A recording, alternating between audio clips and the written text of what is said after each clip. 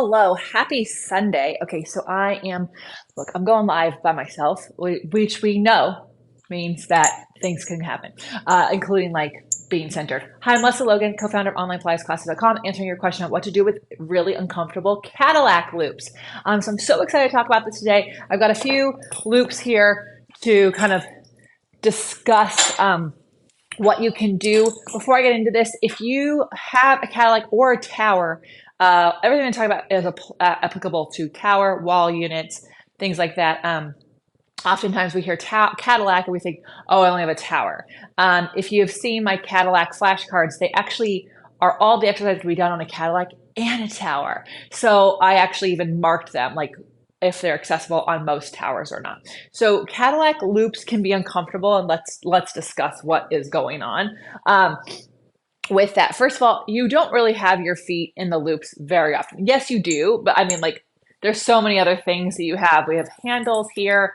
So I'm going to say right now, if you are using loops for your handles, stop that right now. So important. I'm going to get closer so you guys can see. I want you to be using real handles like this, okay, for your, hi Charlotte, for your hand anytime you can, because it actually allows your hand to firmly be here and for you to connect your arm to your back. So if you're using loops in your hands and you're like, oh, they're so uncomfortable, they've made handles for a reason. Get one, okay? You can get them from Control, you can get them from Balanced Body. They have different ones that are neoprene, but get a real handle for your hands. That right there is my tip to get out from uncomfortable hand loops, okay? Now, my loops that came with my Contrology Cadillac, I couldn't find for this. I probably got, I don't use them because they can be uncomfortable, but they're out of the same material as this foot loop that is from my Contrology Reformer, okay? So it's this like black canvas, kind of the same thing that's made from your yoga straps, and they can be very stiff when they first come, and so therefore uncomfortable. Now, the best way I would even suggest is like put them in a protective bag so they don't ruin your wash machine and dryer. But I would throw them in the wash and dryer with some softener because actually these used to be so stiff, they'd hang on my reformer kind of like this. They were so stiff, but now because I use my reformer so much, they're nice and soft, really soft. Like I wouldn't call this uncomfortable at all, right? So that is going to be my tip for if you want to keep the loops you have, toss them in one of those like lingerie laundry bags, throw them with some fabric softener and see what happens. The oils of your hands will eventually make them softer, so definitely do that. But if you're like, don't want to wait and you like something fun, I use Good Citizen. I have no affiliate link, so sorry. But Good Citizen makes these loops. They have different ones. They have ones that have two handles, which like the two loops, which I don't love because again, I want your hands to be in real handles, but I like these ones because I use these for my feet on my legs, my leg springs. And you can see there, you can't really see, but there's like a little bit of a squish there. So it's nice and soft on the feet. So it's still that same material, but there's a little bit of soft padding on the inside. So I really, really, really like those because then I just hook them to my leg springs, and then I have this nice soft padded strap for my loops, right?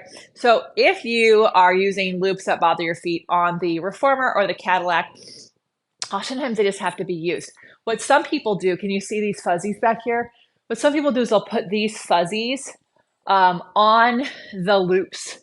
And I don't love that because it's a little too thick.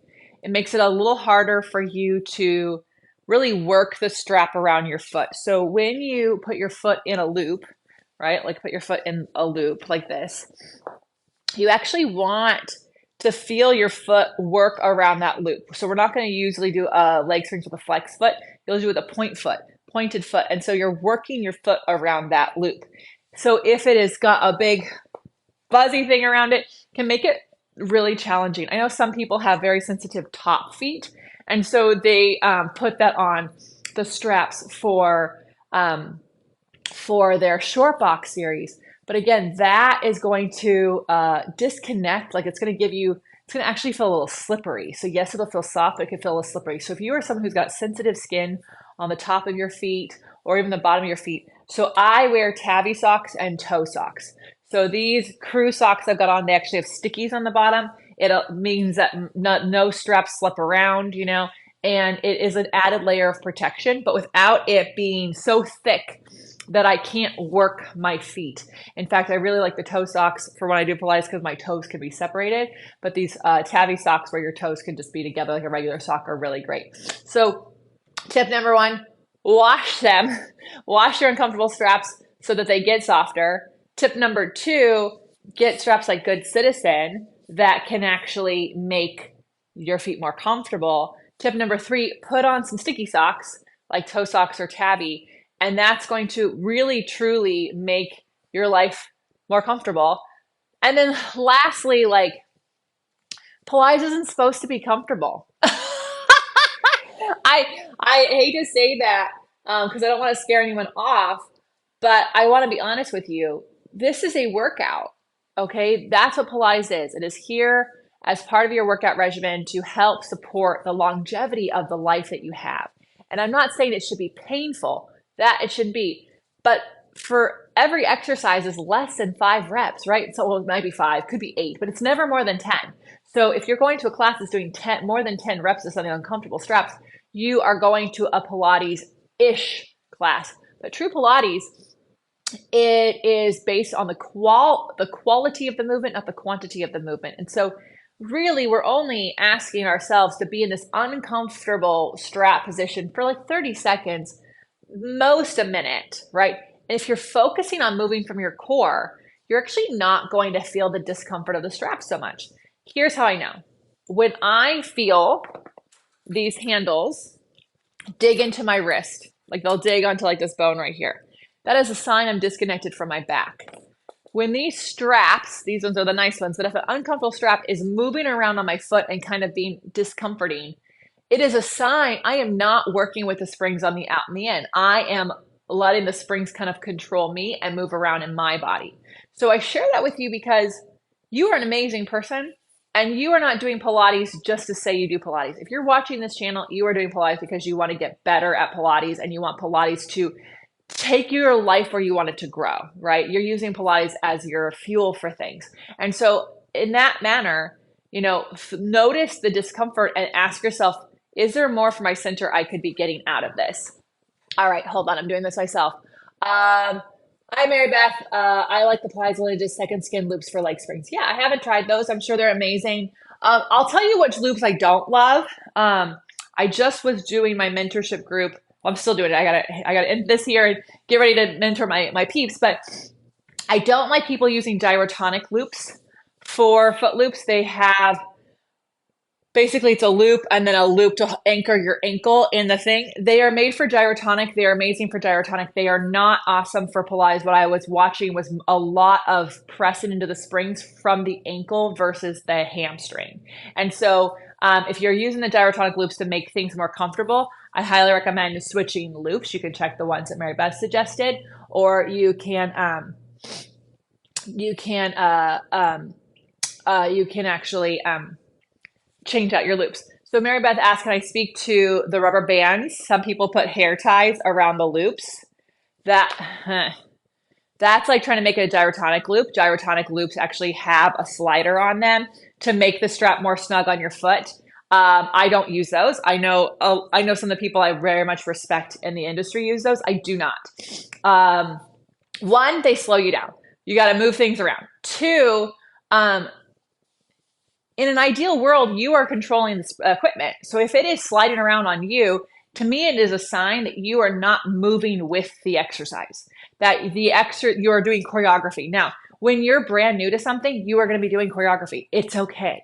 So it's okay. Like yesterday, I was working with a girl and she was having a hard time getting the springs to go where I need them to go in her leg springs. It was uncomfortable. And I was watching her do it and I said, well, you're focusing on what the springs are doing. You're not focused on what you're doing. So you're so focused on where the springs are landing. You're not actually reaching. So for me, it's just an added extra thing to think about. Who's got the time?